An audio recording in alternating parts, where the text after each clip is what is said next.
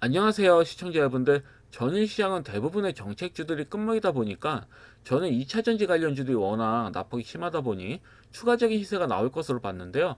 예상과 다르게 비만추제 관련주 쪽으로 수급이 집중되더라고요. 그래서 이와 관련된 종목들에 대해서 일단 제 생각을 말씀드리고요. 기존 종목들에 대해서 설명드리도록 하겠습니다. 일단 뭐 금일 같은 경우 블루엠텍, 전일 같은 경우 블루엠텍이 이렇게 강하게 상한가를 쳤죠. 일단 이 종목이 대표적인 대장주입니다. 이고비와 연동이 되어 있어가지고 수혜주죠. 어쩌면 최대 수혜주라고 보고 있기 때문에 이 종목이 일단은 상한가를 이렇게 치면서 다른 종목도 따라가는 분위기예요. 근데 일단은 뭐 전일 같은 경우는 HK 이노엔이 점상하셨으니까 이 종목이 좀 대장주격이라고 보시면 되는데 시총이 1조 원이어서 추가 시세가 나올지는 얼마나큼 나올지 모르겠습니다. 또 뭐 추가적인 점상이 나오려나? 뭐 그럴 가능성은 저는 좀 적다고 보는데, 그리고 또 인벤티지랩, 그리고 큐라티스, 환기 종목이죠. 근데 이러한 종목들이 만약에 추가 시세가 나온다, 그러면 그 부분이 매물 압박을 받는 자리라고 좀 보고 있기 때문에 뭐 거진 다 같다고 보거든요. 예를 들어 가지고 저는 이런 종목보다는 라파스는 마이크로리드 패치형 비만 추제를 개발하고 있는 그런 기업이고, 사실 이런 종목들이 수급이 더 들어온다고 보거든요. SL, S바이오라든지 비만 추제 관련주 매매하신다면 저라면 이런 종목들 매매한다. 근데 제가 별로 생각이 없는 이유가 대장주격인 종목들이 대부분 금일 추가 시세가 나와버리면 고점이란 말이에요. 그러니까 이게 후속주 측면, 뭐 D&D 파마텍 같은 경우도 있죠. 이런 후속주 측면에서 봤을 땐 추가 시세를 내몰기가 살짝 부담이 될 수가 있다. 수급이 제한적이기 때문에. 예를 들어서 세종시 테마에서 제가 영보학을 추천드렸었잖아요. 근데 원래 여기 부분에서 조정 나온 다음에 이 부분에서 말씀드렸는데, 조정 나온 다음에 추가 시세가 원래 나와야 된단 말이죠. 바로. 근데 못 나와요. 왜? 대장주들이 살아날 기미가 안 보이고 오히려 강하게 미는 부분이기 때문에 이렇게 수급이 들어오지 못하고 있는 거거든요. 그러니까 이와 일맥상통해요. 요즘은 대장주가 좀 밀리는 격이다. 만약에 밀리는 상황이다, 그러면 둘 중에 하나예요. 대장주가 바뀌든지 아니면 못 간다든지, 후속주든 아예 이렇게 매물을 맡겨가지고 밀린다든지. 아마 이 종목은 세종시보다는 나중에 다른 재료로 갈 가능성이 크다고 봐요. 실적 워낙 좋은 종목이라서. 연보학 같은 경우는 이건 미리 말씀드린 거예요.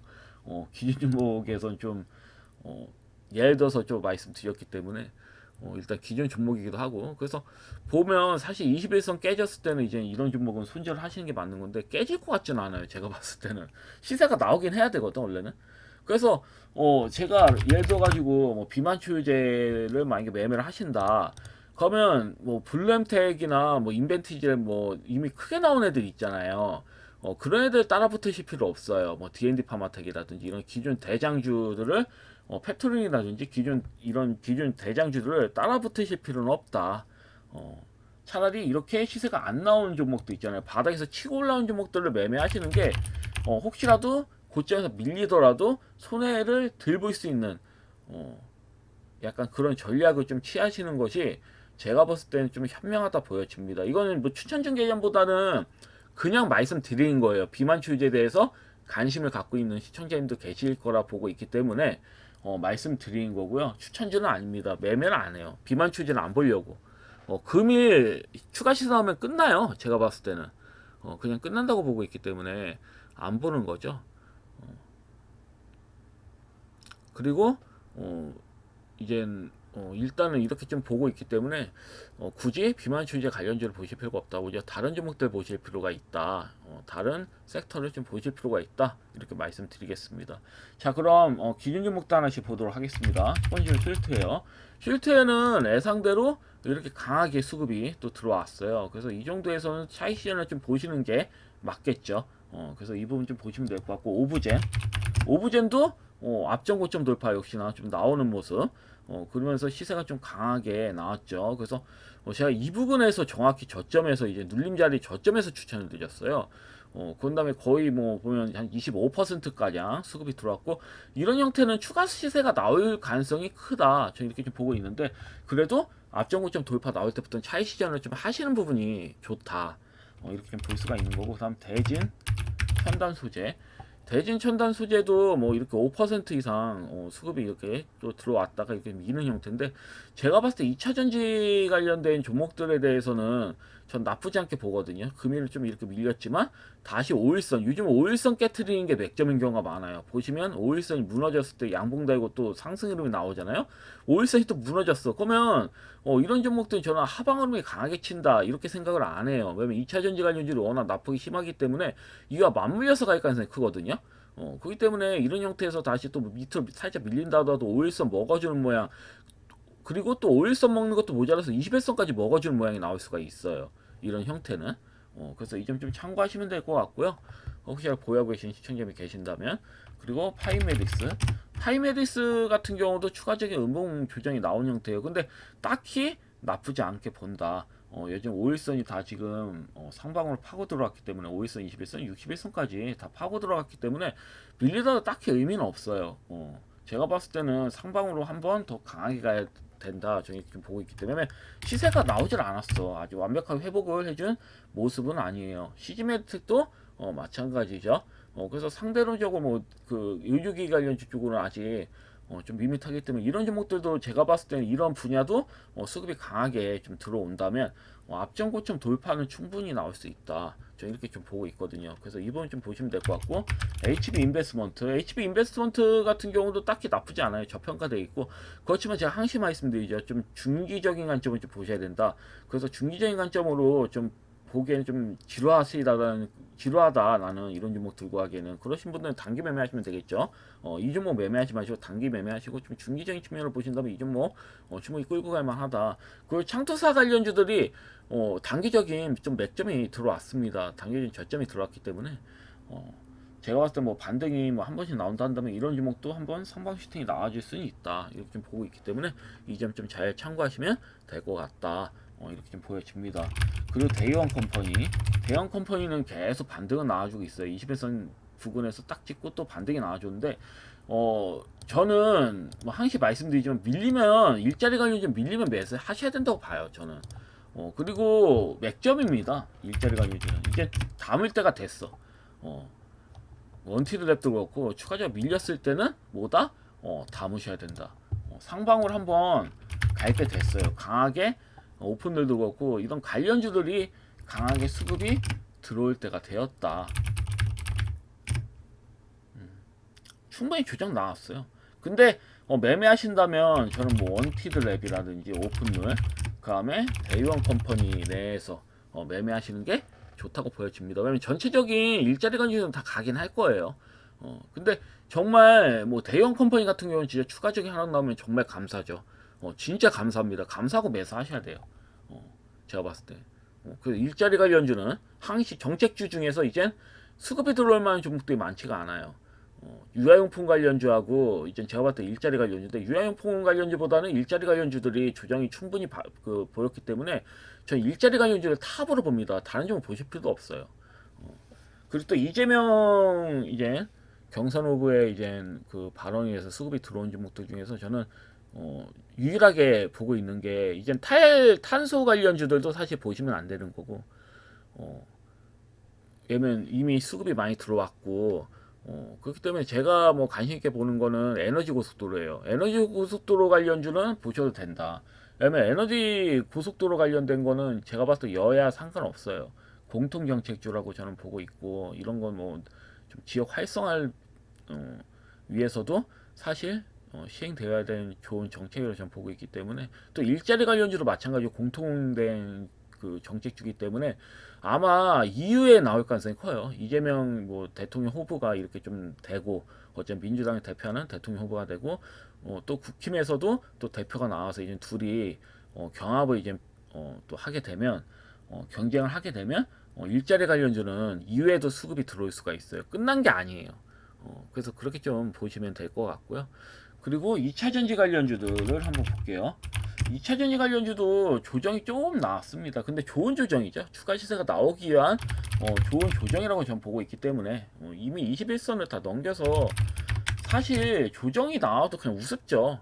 이미 납폭이 되어 있는데 여기서 빠져봐야 얼마나 빠지겠습니까?